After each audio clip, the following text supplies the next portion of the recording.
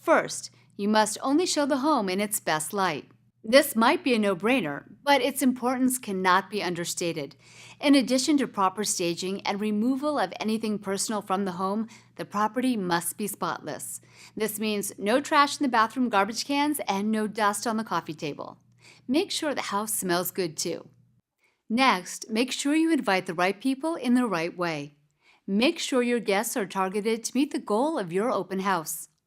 Email invitations may be best for one group, but paper invitations might be more appropriate for others. Know your audience. Third, be memorable and hospitable. Have tasty refreshments on hand, and don't forget to greet each and every person as they come in the door. Take their coats and ask them how they're doing. Be as helpful as possible, and make sure you properly tour them through the home if they could be viable prospects. Lastly, give attendees a takeaway piece to review later. Prepare a professional brochure with high-quality images and everything buyers need to know about the property and the neighborhood. Include bonus photos that are not available online. Make sure your contact information is easy to find.